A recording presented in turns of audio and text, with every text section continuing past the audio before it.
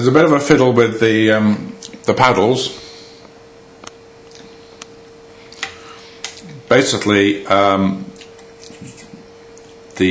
first bit of the paddle hasn't got any thread in it at all, and that doesn't screw. That's larger than the diameter of the fly bar, so that doesn't screw in there at all. And if you just screw round in there, it hardly progresses.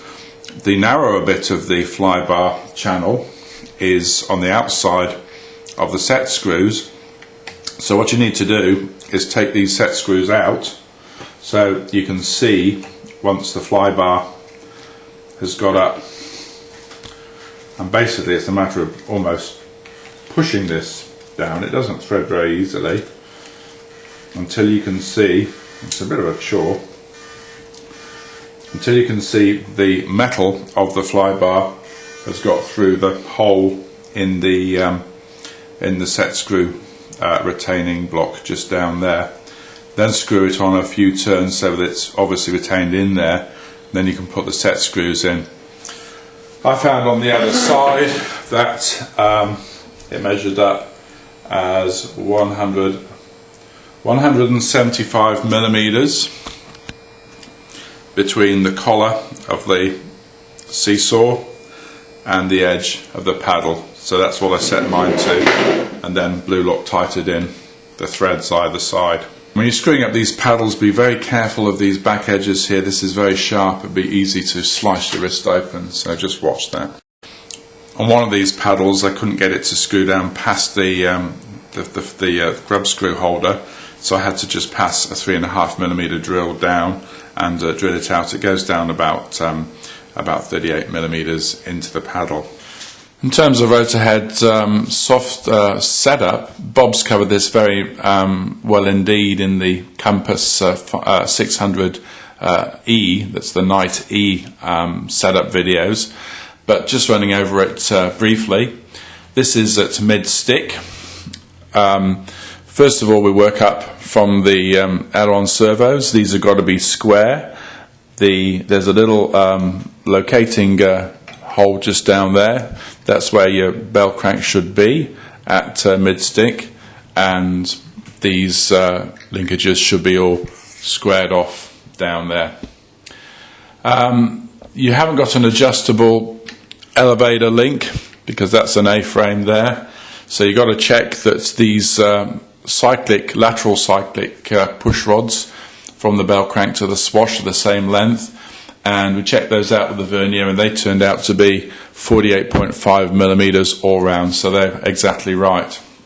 Next up, we need to adjust the washout arms so that they're level at mid-stick. As you can see at the moment, the long arm of the washout arm here is slightly too high, so we'll have to extend out these push rods on either side from the long arm of the washout to the seesaw or the fly bar control arm up there.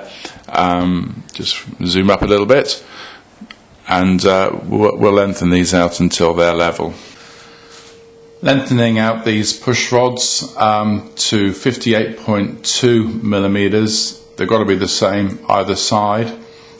This is between the centre of the ball links. I changed these to Quick UK, so I can't. There's no point in me giving you the measurement between the ends of the ball links, but 58.2 between the centres of the ball links, and that's got those washout arms now nice and parallel at mid-stick.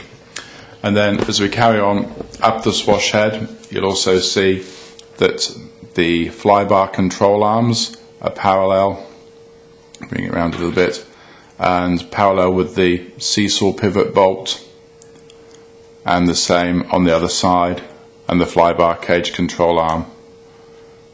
It's a bit difficult to see. It's nice and level, and the fly bar paddles are level too.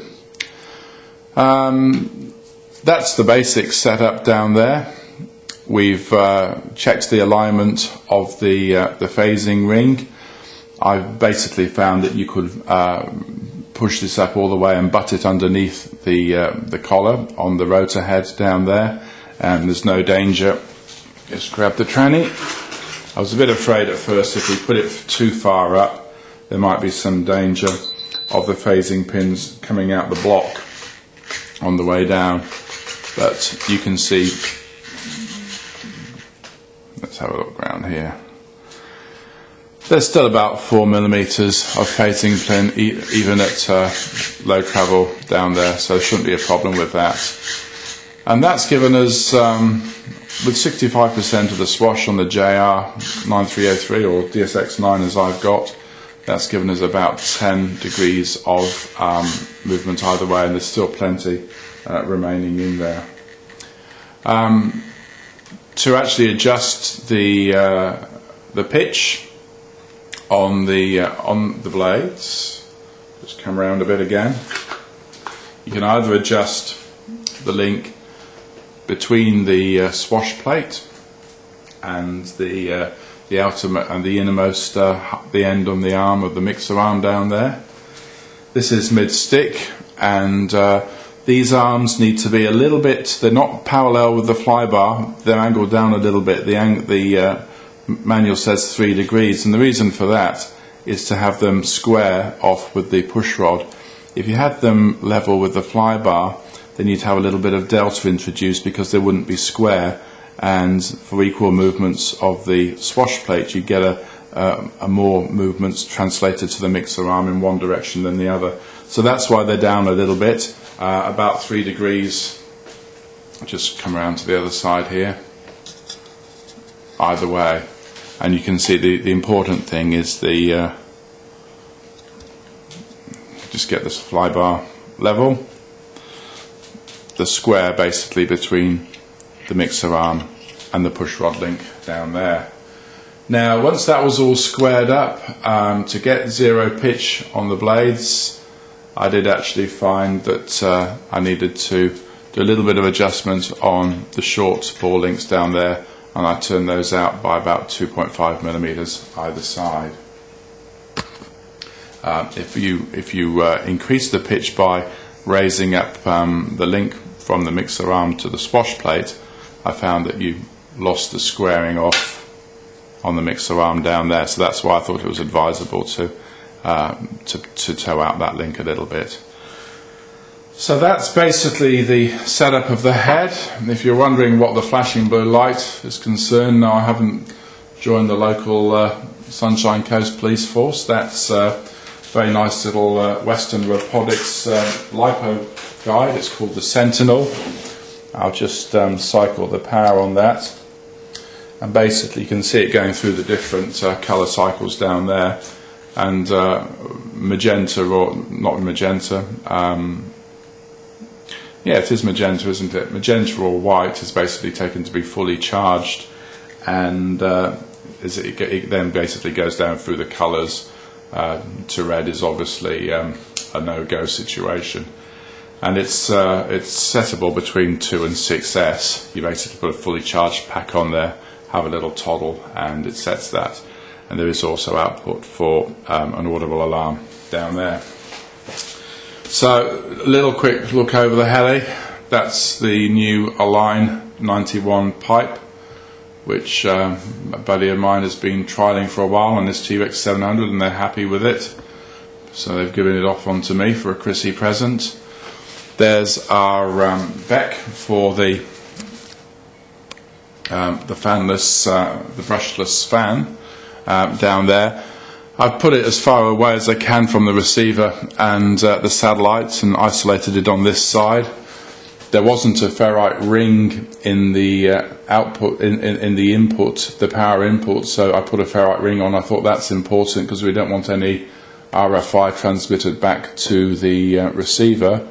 You could power this. I've got an outrage pack down here which has got multiple power outputs, including a JST, an EC3 connector, which is connected up to the Spectrum AR7100R.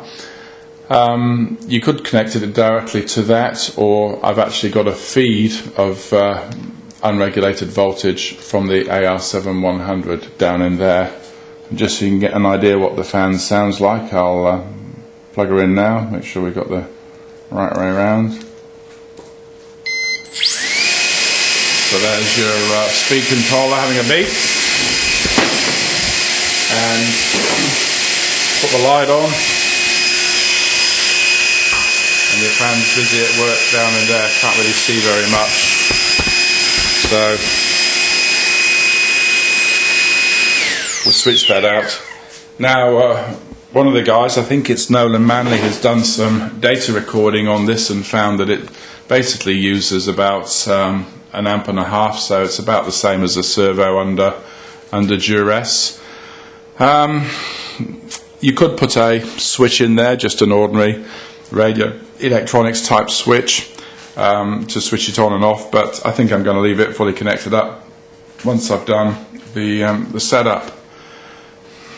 On the other side, I'm afraid I'm not anally retentive when it comes to getting perfectly squared off wiring. Safe and functional is my idea. We've got the sensor coming from the back plate of the motor for the rev limiter in the AR7100R. That's tied down with the glow plug extension, little glow plug down there. No big deal about the fuel arrangements down there. I've just got a three-way filter down there with a side arm for filling. One thing I've noticed, these little fuel clamps very rarely occlude the tube off enough to when you're pumping fuel into the motor to totally block it off, and a frequent cause of flooding I've found is these not basically totally occluding the tube, and so you're flooding the engine while you're pumping fuel in. So I usually have a surgical clamp that I put on there. I put a little, one thing I like to do, you can get some quick UK arms, or you can just put a run of paint on the top of your needle valve there as a marker.